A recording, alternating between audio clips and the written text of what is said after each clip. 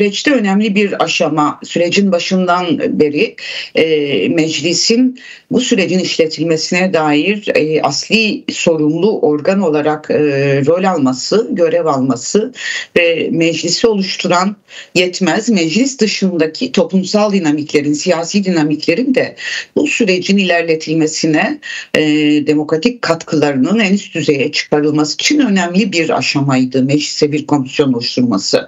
Elbette ki bu çeşitli dirençlerle karşılaştı bu fikir. Fakat aklın yolu birdir, daha kolay gelindi. Şu an mecliste grubu bulunan ve bulunmayan, mecliste varlığını sürdüren siyasi partilerin temsilcilerinin yer aldığı bir komisyon oluşmuş ve kamuoyuna bildirilmiş durumda.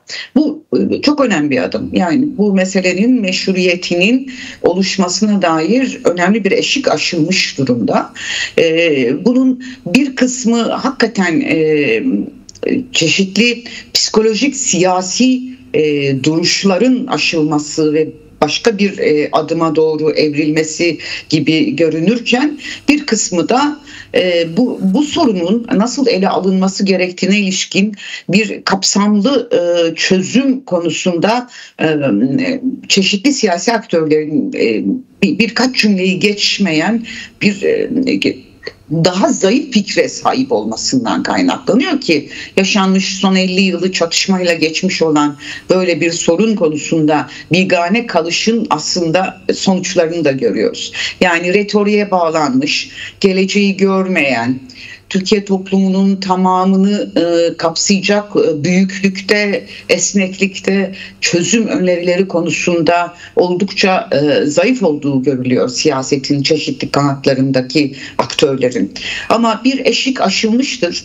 Biz bu eşiğin aşılmasında bir İmralı'da yani 27 Şubat Deklarasyonu'nda ruhunu bulan temel çerçevenin çok önemli katkı sunduğunu, Sayın Öcalan'ın bu meseleye ilişkin kilitlenmiş görünen noktalardaki açıcı fikrini, bir projeksiyon sahibi olduğunu ve etkili olduğunu gösterir tutumunun anlaşıldığını varsaymak istiyoruz. Çok kritik, önemli, başından itibaren söylediğimiz gibi uzun olacak bir sürecin bir eşiği geçilmiş durumda. Yarın komisyon toplanacak. Kuşkusuz her komisyon toplantısı gibi nasıl bir işleyiş olacağına dair esasların, yöntemin, metodun konuşulacağı bir ilk belki de hani tur gerçekleşecektir.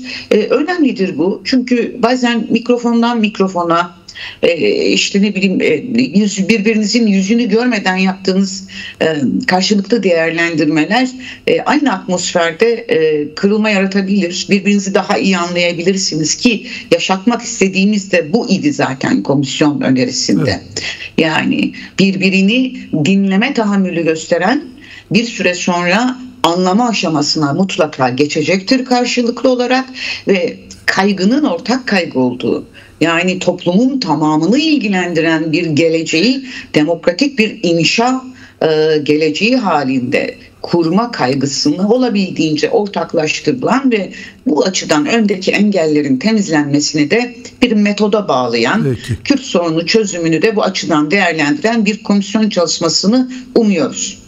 Tam burada bir anlamıyla aslında DEM Parti'nin bakış açısını özetlediniz ama ben yarın komisyona gidilecek somut önerilere ilişkin neler dersiniz? Bir anlamda kamuoyu da bekliyor bunu. Yani DEM Parti gidip komisyonda nasıl somutluklar önerecek?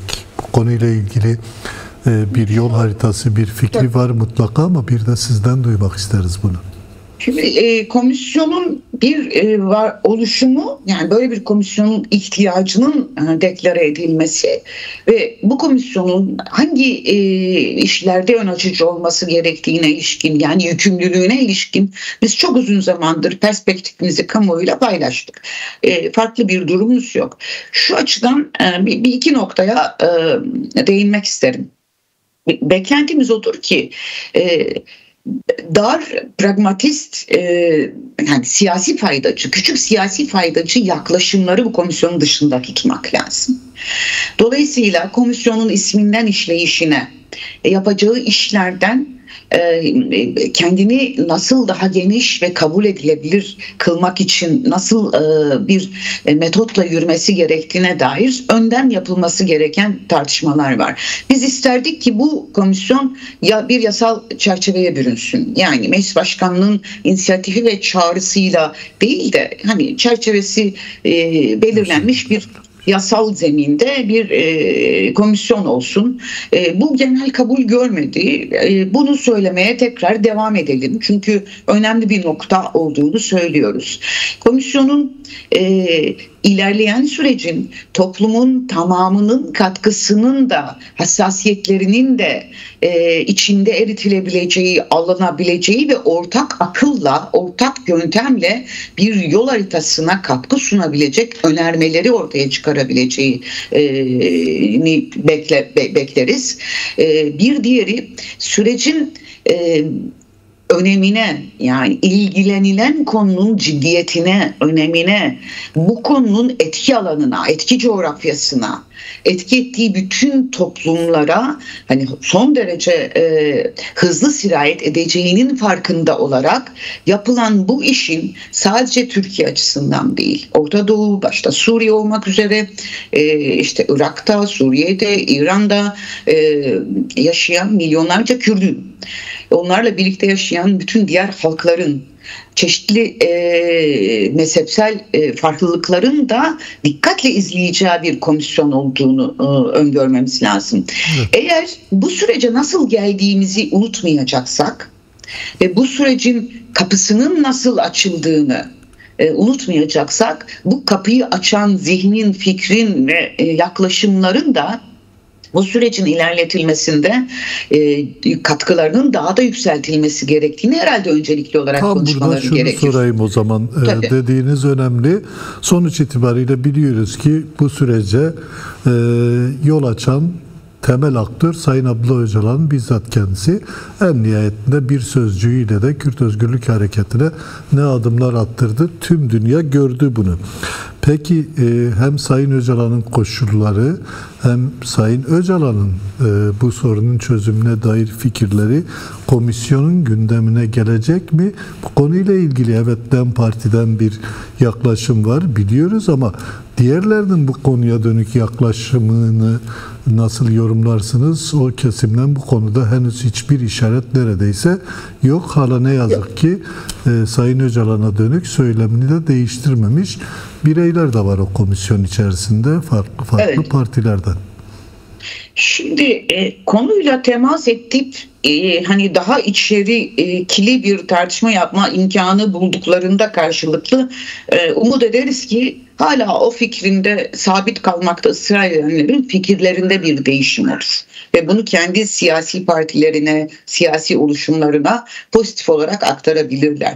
Şimdi akli olanın ben eninde sonunda masaya geleceği kanaatini taşıyorum. DEM Parti temsilcileri aracılığıyla kuşkusuz bunun metoduna ilişkin, ne yapılması gerektiğine ilişkin somut önerilerle toplantıya katılacaktır. Ama düşünün bakın bu mekanizma İmralı heyeti gitti, görüştü. Bir deklarasyon açıklaması yapıldı. Sayın Öcalan çeşitli siyasi partilere, muhaliflere çeşitli mesajlar gönderdi. Bu mesajlar kendilerine iletildi.